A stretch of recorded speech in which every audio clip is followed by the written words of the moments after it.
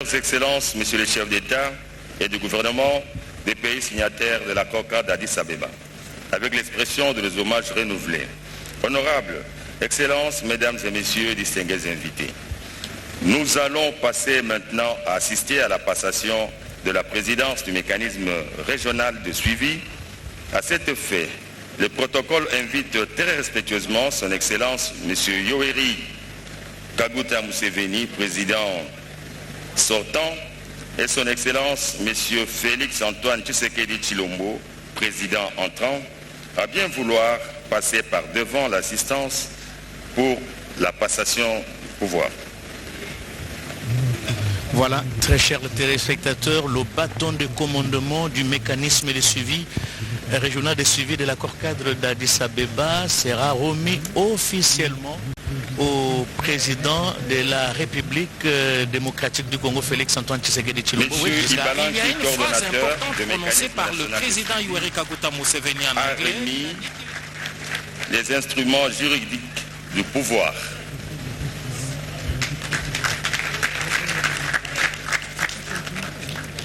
Particulièrement heureux.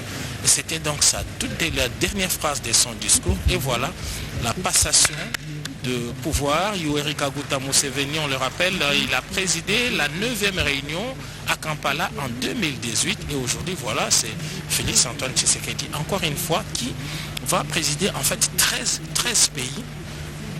pays au-delà de la CEAC, qu'il préside au-delà de la SADC, dont il est vice-président. Voilà. Et il va occuper officiellement les fauteuils du président du mécanisme régional de suivi de l'accord cadre d'Addis Abeba. C'est en cette qualité Le qu'il va protocole prononcer invite son Excellence M. Félix Antoine Tshisekedi Tshilombo, président de la République démocratique du Congo et président en exercice du mécanisme régional de suivi de l'accord de la paix, la sécurité et la coopération pour la République démocratique du Congo et la région des Grands Lacs pour son discours.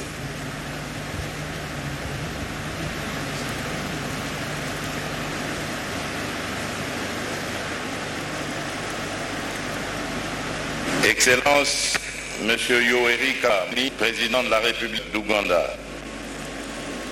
Excellence, Monsieur Joao Lourenço, président de la République d'Angola. Excellence, Monsieur Cyril Ramaphosa, président de la République d'Afrique du Sud. Excellence, Monsieur Denis Sassou Nguesso, président de la République du Congo. Excellence, Monsieur Évariste Ndayishimiye, président de la République du Burundi. Excellence, Monsieur Faustin Archange Touadéra, président de la République centrafricaine. Excellence, Messieurs les représentants des chefs d'État,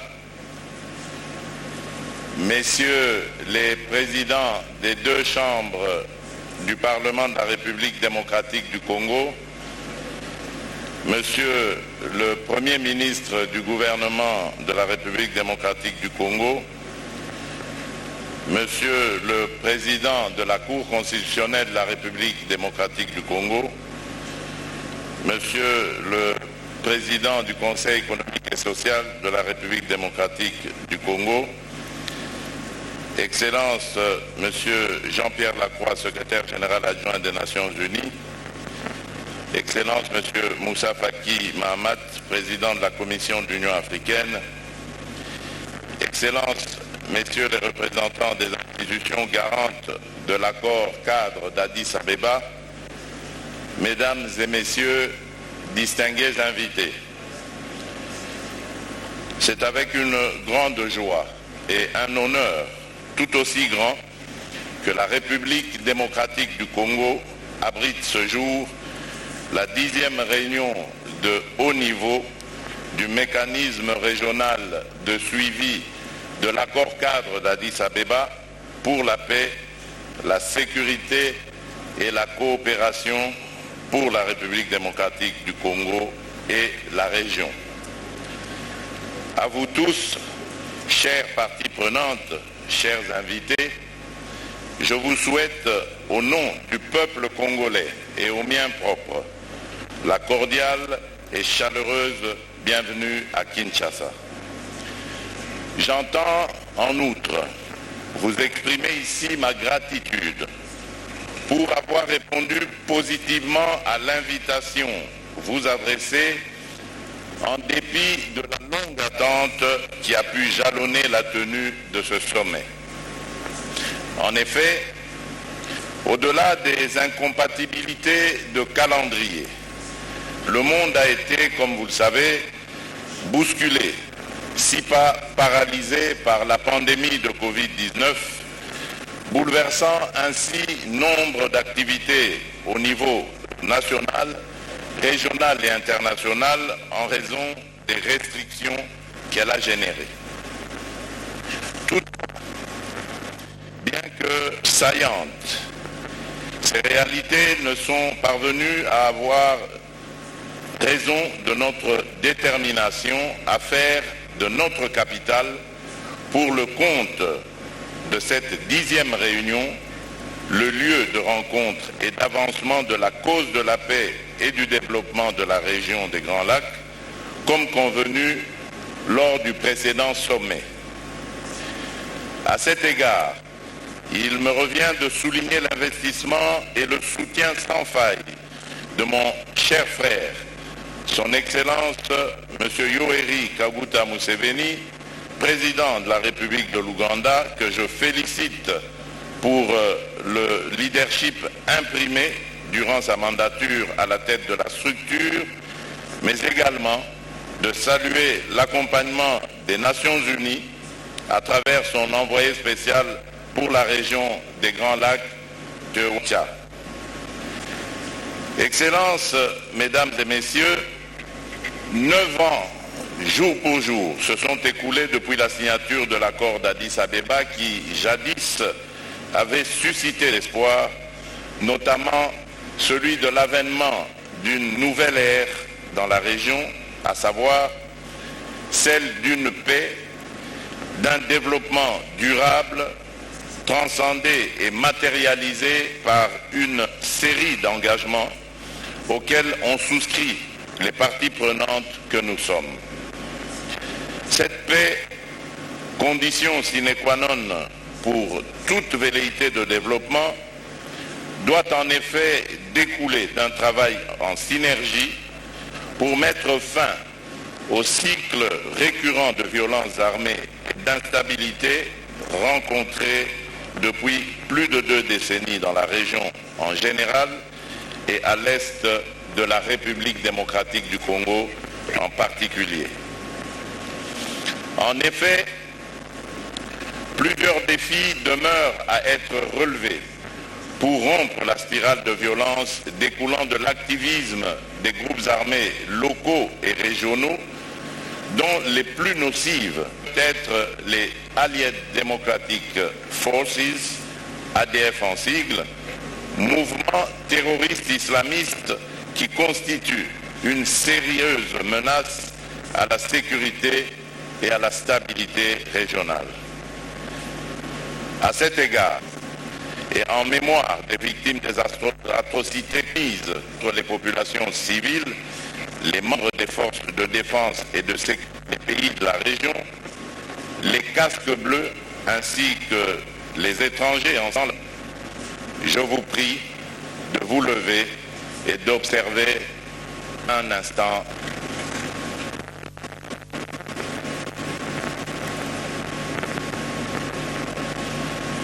Je vous remercie.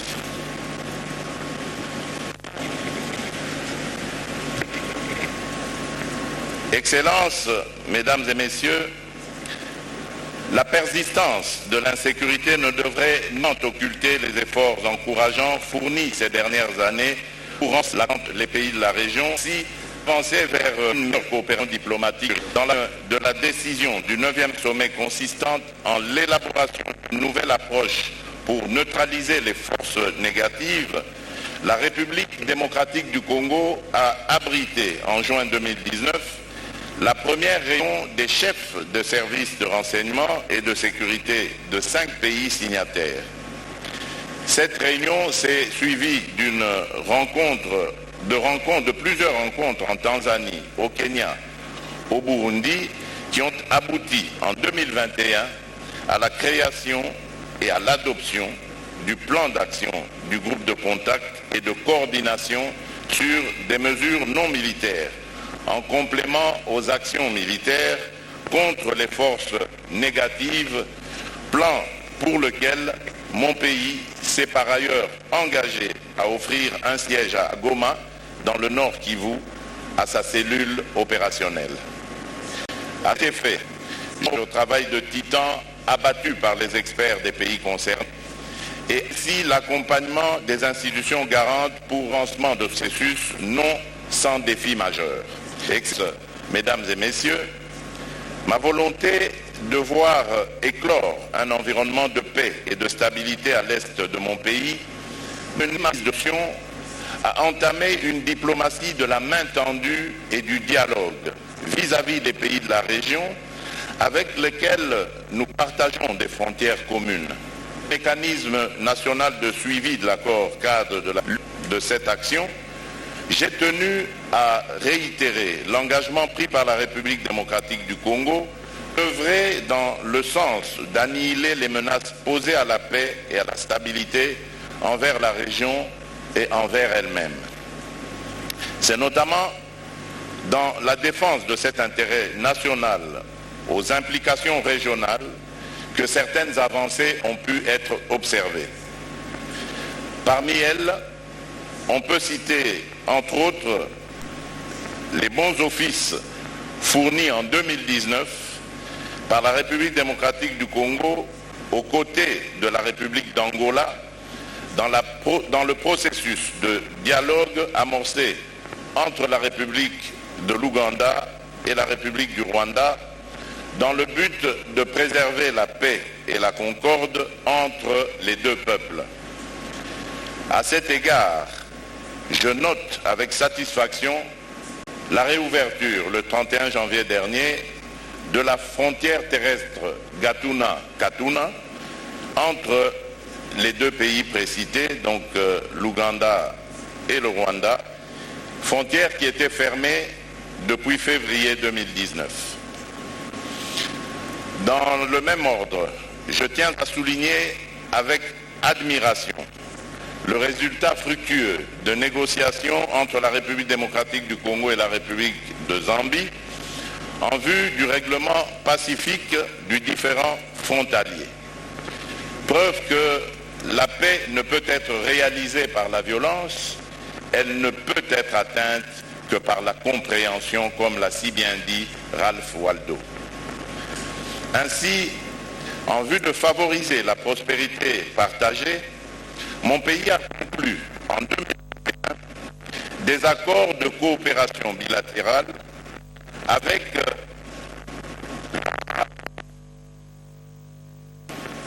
projet de construction des routes. Là, nous avons la route qui part de la frontière avec l'Ouganda, de Kasindi, qui passera par Beni, Butembo et jusque Goma, si tout va bien.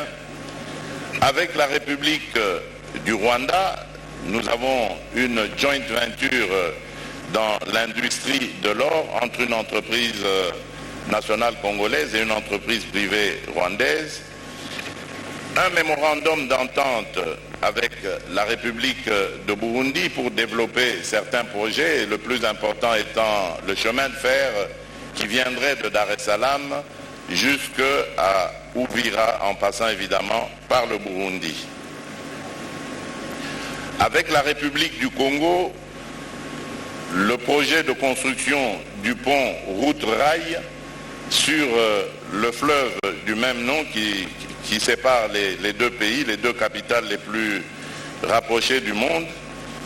Avec la République de Zambie, le projet de construction d'une chaîne de valeur de fabrication, d'une chaîne de fabrication de batteries électriques. Avec la République d'Angola, la construction du chemin de fer Kolwezi-Dilolo qui irait rejoindre celui de Benguela pour aller vers le port de Lobito.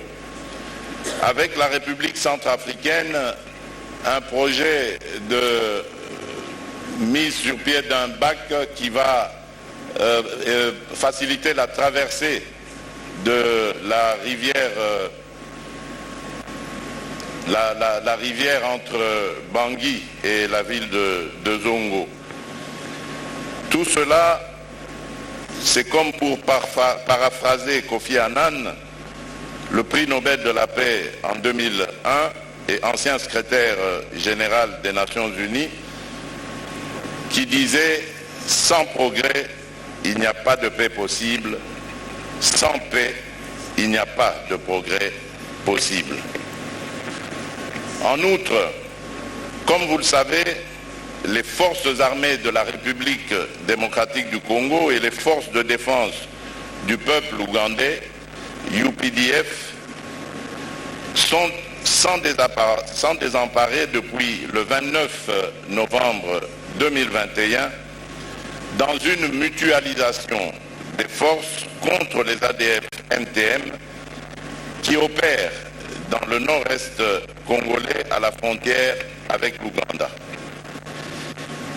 Excellences, messieurs les chefs d'État et de gouvernement, Excellences, Monsieur le Président de la Commission de l'Union africaine, Excellences, Monsieur le Secrétaire général adjoint des Nations Unies, Excellences, Mesdames et Messieurs les chefs de délégation, Excellences, Messieurs les représentants des institutions garantes de l'ACAD d'Addis Abeba, distingués invités, Mesdames et Messieurs, la République démocratique du Congo poursuit une logique de coopération avec tous les pays voisins en vue de résolution efficace des problèmes le long des frontières communes. À ce titre, plusieurs dizaines de combattants des groupes armés étrangers ont été capturés et rapatriés dans leur pays d'origine. Ce travail se poursuivra jusqu'à la pacification et à la stabilisation totale de la partie orientale de mon pays, notre ultime but. Nous avons intérêt à conjuguer nos efforts pour bâtir une paix collective sous peine d'annihiler les efforts de redressement de nos États respectifs. À ce titre, je vous remercie pour la responsabilité que vous avez résolu de confier au travers de ma personne à la République démocratique du Congo de présider à la destinée du mécanisme régional de suivi au cours des 12 prochains mois. Au nom des Congolaises et des Congolais, j'accepte volontiers votre décision collective. Je place mon mandat sous le signe de la consolidation des progrès, modeste serait-il, accomplis dans la mise en œuvre de l'accord-cadre d'Addis Abeba et du renforcement de la coopération régionale pour gagner le pari de la paix durable. Il revient à toutes les parties prenantes de se remobiliser pour redynamiser notre structure régionale de gouvernance du dit accord-cadre et de mieux impliquer les populations dans la noble lutte pour la paix, la sécurité et la stabilité en République démocratique du Congo et dans la région. Que vive la paix et la stabilité dans la région des Grands Lacs. Je vous remercie. C'est mon mandat sous les signes de l'accomplissement du progrès. C'est en ce terme que le président a clôturé son discours au cours de ce sommet du mécanisme régional. À cette étape de la cérémonie, c'est l'étape de huis clos des chefs d'État et de gouvernement en formant 1+4. Ainsi, nous demandons aux invités officiels et la presse